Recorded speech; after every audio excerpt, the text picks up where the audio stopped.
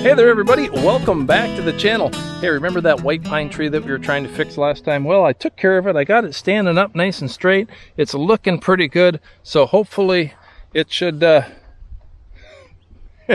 no, there's no chance, guys. We're gonna do some more flail mowing today. If that's something that you'd like to watch, stick around.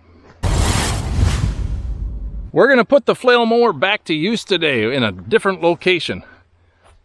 Way down there. I got the tractor parked, so we're gonna go down there. I'm gonna show you what I'm up to. Let's get started.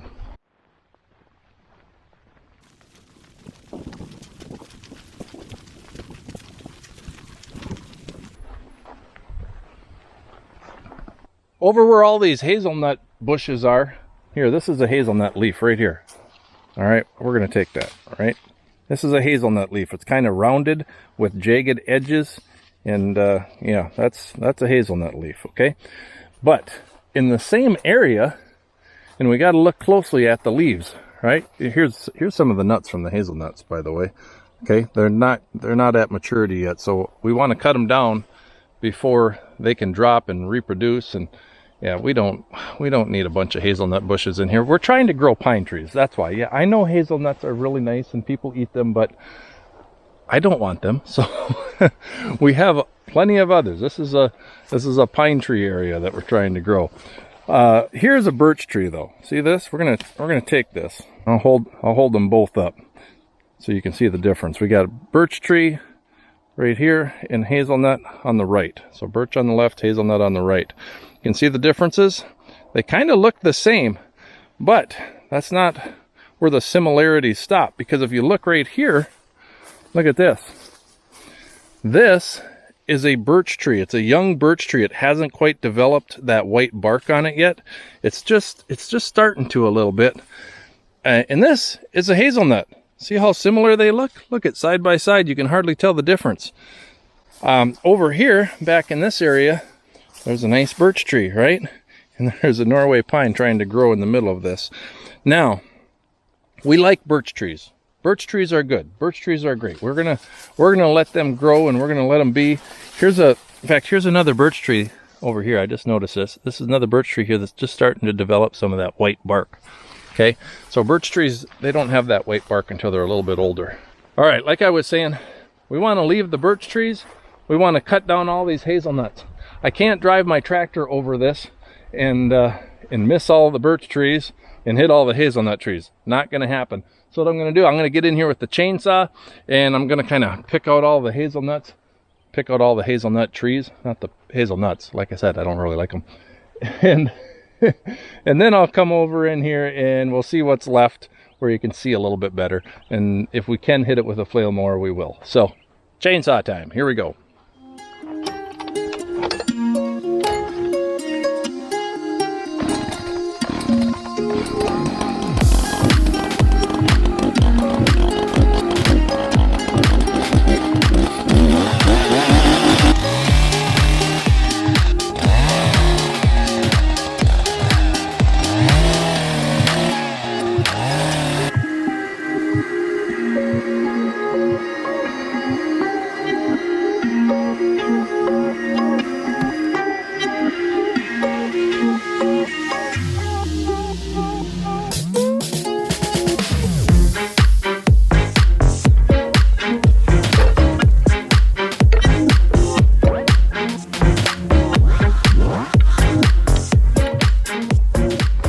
As you can see, the vast majority of those were hazelnuts and we left the birches standing. All right, you're probably wondering, this is a Norway pine tree farm, plantation, I don't know, whatever you want to call it. They're not going to be harvested for Christmas trees or anything. They're just going to grow and be nice trees for our own enjoyment. That's it. So why did I leave the birch trees? Because birch trees are nice. Birch trees are beautiful, and there are not that many birch trees as there used to be because people keep going out and harvesting the little birch trees to sell them for knickknacks and stuff. Like that little birch tree that's starting to turn white. Somebody would love to sell that thing for about $3 or $4 or $5 even. It's crazy, or even more than that. I want to grow as many birch trees as I possibly can because I really like them. And they were one of my dad's favorite tree too. So we got to have a lot of birch trees. We got to have a lot of Norways. These are just a few of the Norways that we have on Yukon acres. My dad planted thousands upon thousands of them. White pines and Norways. And the white pines, the deer would love the white pine trees, and they would bite off the tops of them.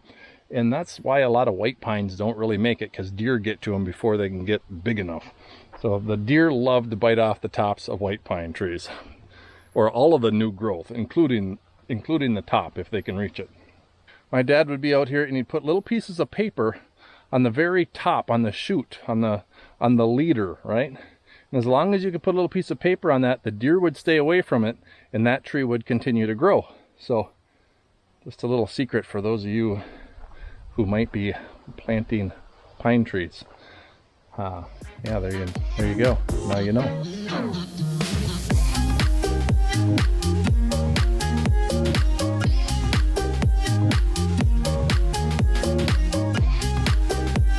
Now we're going to put that flail mower to use, and I'm going to try and actually use those Artillian rake modules. Maybe I can pop up some of these clusters, and we'll see what happens. Well, I don't know exactly my plan of attack, but I do know we're going to make it look a lot better than it does right now. Keep watching, guys.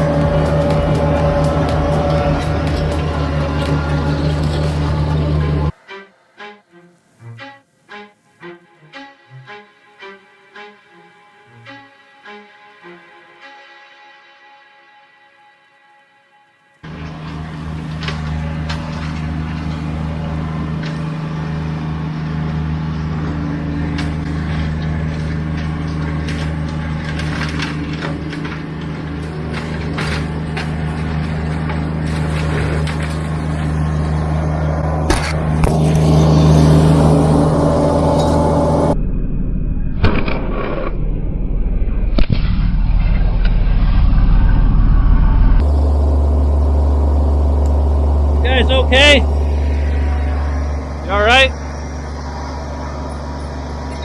Oh, sorry about that. Alright, I'll see if I can fix this and we'll get you back in the action. How's that? Is that better? Alright. Are you having as much fun as I am? I doubt it, but keep watching.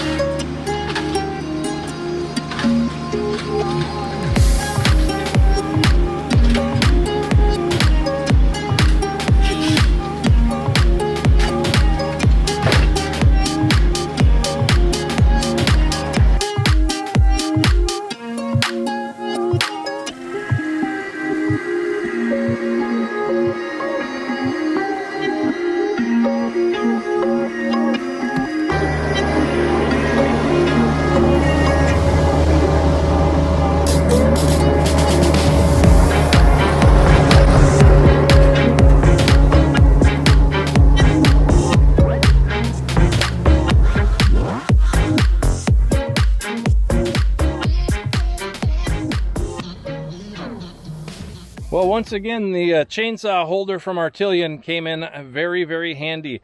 I love being able to keep my chainsaw behind the tractor. It sure beats having the chainsaw mounted to the side. If I had my chainsaw mounted on the side, there is no way that I would be able to do what I did today, because I would be getting that chainsaw caught up. It would definitely damage the chainsaw. Speaking of damage, did anybody notice I'm missing a lens? I looked everywhere for it. It seems like it would be intact because none of this is broken. It is just all intact. I can't believe it hasn't broke, actually. The lens is somewhere around here, but I'm starting to think that it may have fallen off on the trailer because I can't find it anywhere, and I've searched 3 or 4 times every single trail that I flail mowed. So anyways, guys, this flail mower, EFG125, made by Backhoe, whatever it's called. There's a link in the description if you want to check it out. I cannot believe what that thing does, what it handles. I throw everything at that, and I can't believe that it's held up so well. The Artillian rake modules are awesome. They're a great complement when I am out here using the flail mower. So I really like having those on.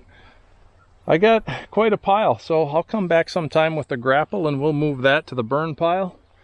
Some of you are probably wondering, how in the world do I run over all of those bushes and stuff and not tear up that plastic HST fan? Well, underneath the tractor I have some body armor, right? I've got this BXpanded Under Armour, and it works absolutely fantastic. I just love having this thing. It just works. It works so good. Well, once again, these deer flies are driving me crazy, so we got to wrap things up. Did anybody notice the back of my head here? I found an old Dairy Queen napkin in the truck, so I put that there so I don't have any deer flies biting the back of my head. The other day I had quite a welt back there. Oh, ouch, it kind of hurt. This is it, guys. We got to pack up. We got to get out of here.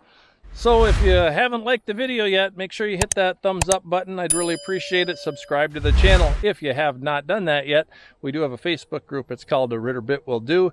Check it out. It's a Facebook page there. You can comment, and in fact, you can even message me through Facebook Messenger, and I'm really good about getting back to you right away. Most of the time.